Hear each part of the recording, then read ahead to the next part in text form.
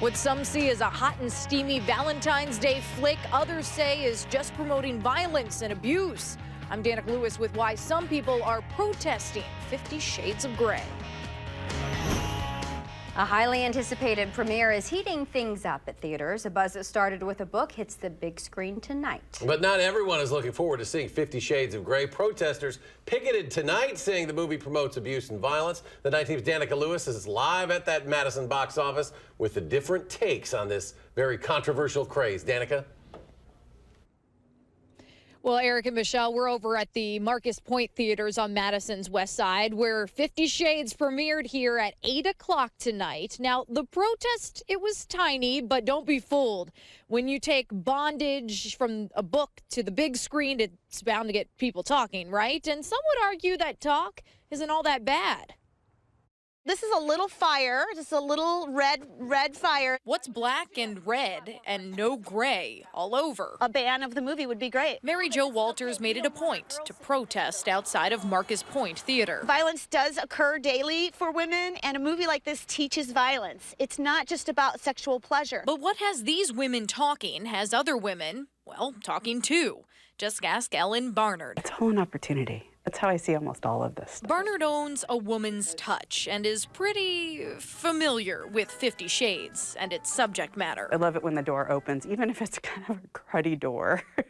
Barnard admits the book isn't the most well-written piece of literature. 50 Shades is just really a fantasy, like anything else. And at the end of the day, that's exactly how Barnard says women should see it. It shouldn't be taken as real life at all, in any way, shape, or form, from beginning or to end. But it's a great opportunity to think and talk and explore. While there's a debate whether or not what's known as BDSM belongs on the silver screen. It portrays a very bad relationship. I agree with them on that. We need to be in relationships that are empowering women and empowering men if they're with men. But whichever the relationship, it needs to be one of empowerment and love. A touchy topic for some not so black and white, but with shades of gray. My hope is that they are out there to educate more than protest. I don't think it should be promoted as a love story that is seen as a gift basket for Valentine's Day.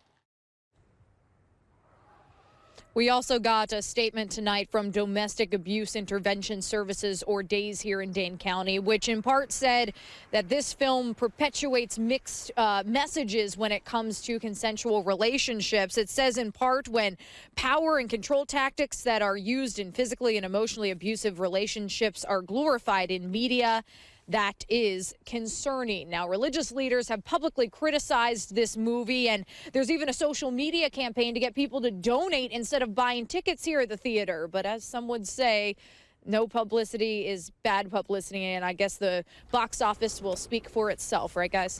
Yeah, we will see those numbers rolling eventually. All right. Thanks, Danica.